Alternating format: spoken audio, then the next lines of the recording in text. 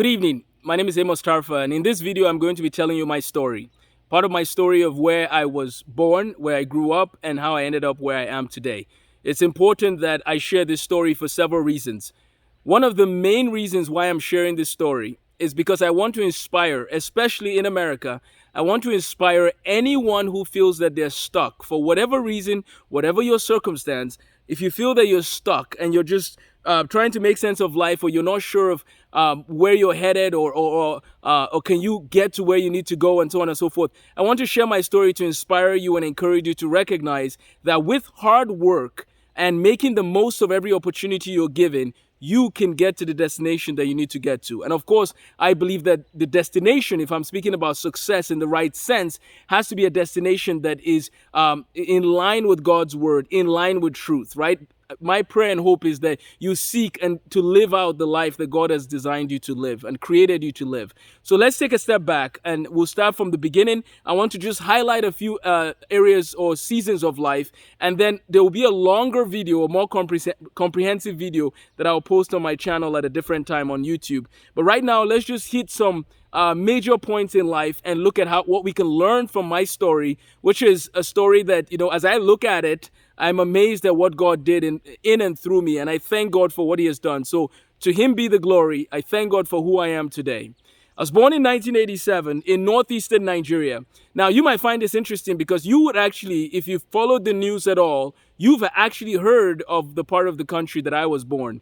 Unfortunately, there's a radical Islamist group called Boko Haram that has attacked a lot of northeastern Nigeria, including where my parents are from and where my village is. I was born outside of the village. I was born in the city in Yola in Adamawa State, and born in 1987. And my focus at that age, from 1987 to 1991, I actually don't remember too much, but I know that I always liked books, I always liked papers, and one of the major events that I remember in my life occurred in 1991. In 1991, I was playing outside, I believe, with my brother, and there was a fluorescent tube. You might not know what a fluorescent tube is, I guess, the younger people, but you have this thing that looks like a light bulb, but it's more like a tube, and a piece of it broke, and part of it got into my left eye, and I believe I was playing around it. I shouldn't have done that. I might have been trying to throw it away, and I was playing with it. And anyways, got into my left eye, which led to an injury. That's one of the first memories I have of my whole life. This is from 1991. So I was about 4 years old,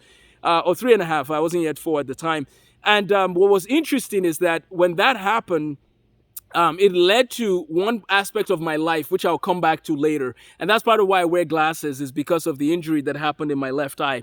But this happened in 1991. We moved a little bit. My dad worked for a telecommunications company. He's an electrical engineer, retired now. But he worked for a telecommunications company, and we moved from one state to the other. And then we moved back to the state where I was born. And in 1994, one of the first major things in my life happened, which is where we moved from the northeastern part of the country to Lagos, Nigeria. And you might have heard of Lagos. It's similar to New York in terms of just density and intensity, I guess, if you want to call it that.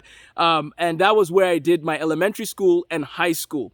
But here's the first lesson that I want to pull out of this. First of all, one of the main things here is that, again, two things. One, I mentioned in another video that the northeastern part of Nigeria, which I just researched this a little bit, looked it up a few days ago, because people kept telling me that they had never met people from the north. And I looked at the statistics, and I realized that, again, about 50% of males could not read or write in English. So first of all, I want to say this, that I want, and my prayer and desire is that every child in northeastern Nigeria and all across Nigeria gets an opportunity and a chance to get a quality education. That's my prayer, and that's my hope. I thank God for the education I got. I thank God for the opportunity I had. And I just want to emphasize again that when we think of our circumstance, sometimes we need to remember that there are some other people who don't have those opportunities that we might have. And we need to be finding ways to get those opportunities to them. So I know that there's some work being done in Jos, Nigeria, in Plateau State. There's some work being done.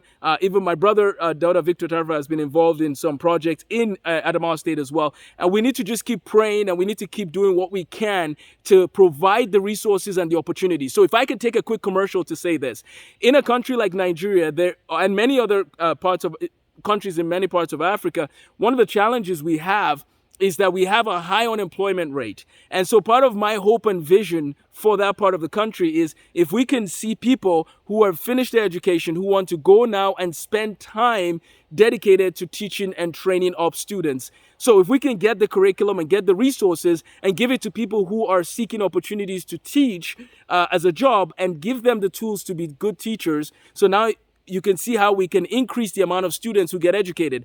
And then the schools that are already out there, provide them with more resources so that those students can flourish. So I say all of this to say I thank God for the opportunities I've had, but I also understand that there are many people that are seeking opportunities. And if you're one who is in Nigeria, you know a lot about what I'm talking about already. But if you're outside Nigeria trying to see how can I help, what can I do, well then feel free to send me an email. And there's connections and there's people that can help with working out some of those details. So I was born in northeast Nigeria. Again, the illiteracy rate, as I said, is 50%. Moved to Lagos, where I find this interesting.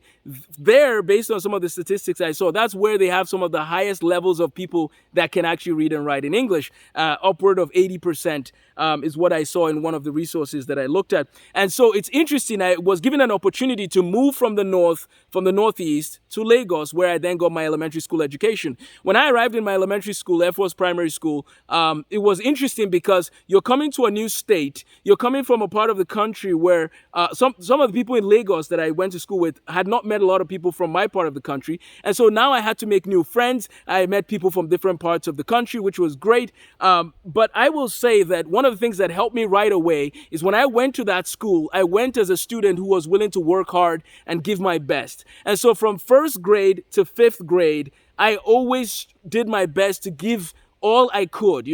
I was always looking for opportunities to, complete my homework, but try and understand what was going on and so on and so forth. And so, again, I thank God for this, but I was blessed with the opportunity of being consistently in the top three, first, second, or third.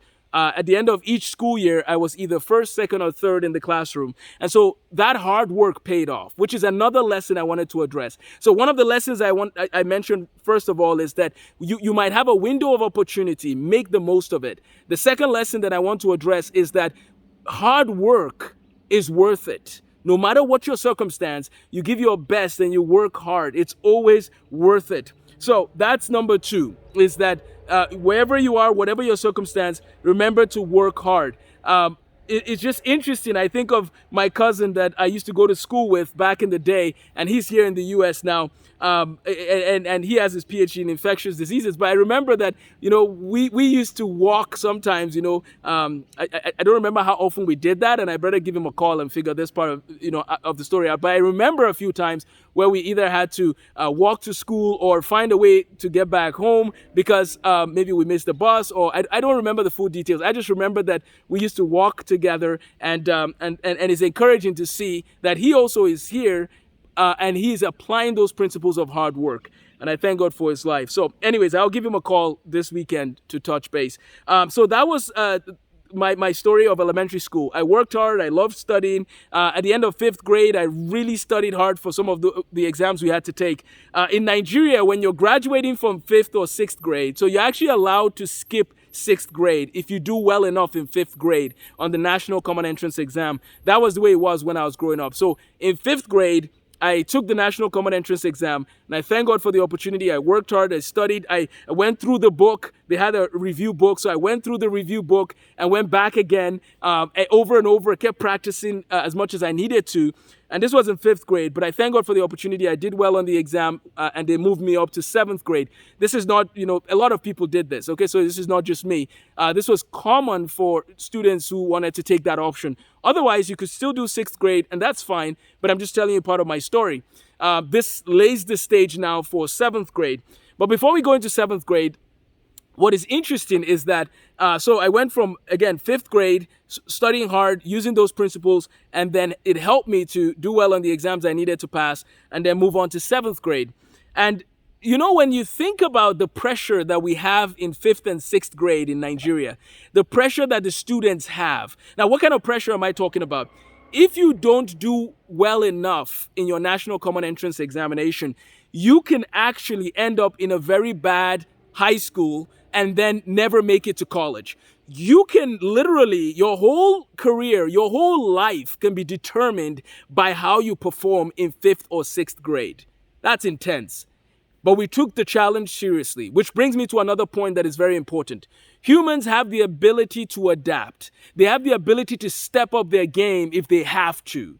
And what I want to encourage you with is never allow anyone to make you think that you should stay where you are at without applying yourself to step up your game. So make sure you step up your game as much as you need to, no matter where you're at. Because when you have fifth and sixth graders, when you have 11 and 12 graders, 11 and 12-year-olds being told this exam you're taking right now will determine the rest of your life in some of these cases. This is before we got a lot of private schools that opened everywhere. Like there were not as many private schools from what I remember back in the 90s in Nigeria. So anyways, we took the National Common Entrance exam, went into secondary school. So in the, I've talked about the 80s, which I don't remember much of the 80s, but then in the 90s, I went to elementary school, and then 1999 went into secondary school or high school.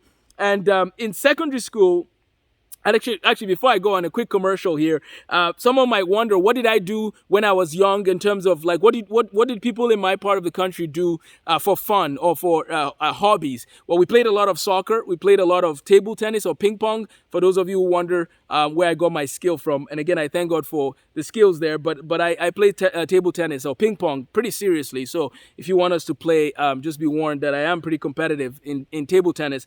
But I played table tennis, soccer, and then there was actually a game we played called table soccer. I think it was called table soccer, where you use the cover of pop drinks or things like that to hit around a little cassette tape circle on the floor. That was part of what we did.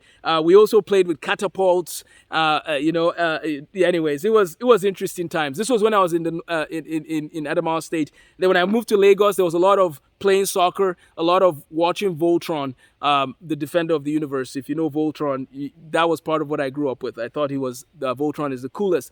But anyway, so that was what we did as children.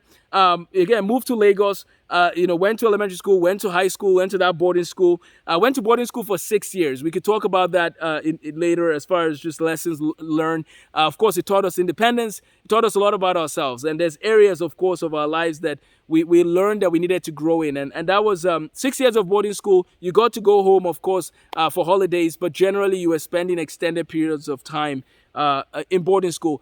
Boarding schools are pretty common in terms of, one might wonder, why did you need to go to boarding school? And part of the reason is because there's a lot of part of where my school was, the roads were not very good. And so it was best that we just stayed at the school rather than trying to travel back and forth. If I traveled back and forth, I would literally be on the road for 3 to 4 hours a day, just traveling. And that is definitely not the best use of anyone's time. So that's my sort of my secondary school experience. A little bit there. We'll look at more details later. This is just an overview and trying to show you some of how part of how I got to where I am today. Grew up, went to boarding school. And then in 2005, I graduated from high school. In high school, one of the things that was influential in my life was when I had the opportunity to become the student body president, or they call it the head boy, but I use the word student body president for people who are in America to make sense of maybe what that might have looked like.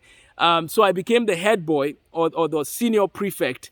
And what that meant was that I was responsible for working with a certain number of prefects. There was 54 of them to take care of the students, especially when the school day was over, which was around 2:30. So before the school day starts about 8 o'clock, and when the school day ended at about 2:30, we made sure that students got their breakfast, students did their chores and their duties before they went out to get breakfast. And then we made sure that students also, when they got done with school, they got lunch, that they rested, went to their study hall or prep time, it was called. And then we had sports time, and then they study again, dinner, study again, and then they go back to their dorms and they, rest and then get up the next day and repeat a lot of that. So that was some of what we were responsible for, the prefects were responsible for. And so that taught me a lot about leadership. And so just a lot about leadership, a lot about working with people, understanding how people work through decisions and so on and so forth. And that was part of my secondary school days. So we've gone from my background from Adamawa State in the Northeast all the way to Lagos, and now I finished secondary school. And at this point, something interesting happens, after secondary school in Nigeria. When you're taking your 12th grade exams, a few things have to take place. Number one, you actually need to take a cumulative exam in all the subjects that you're taking in 12th grade. You take a cumulative exam. What do I mean by a cumulative exam? So, for example, chemistry. In high school, we take about 9 semesters of chemistry. And so you take all of that, okay, all 9 semesters of chemistry that you've taken starting from 10th grade, 11th grade, to 12th grade, and they give you one exam that covers all the content that you learned in chemistry.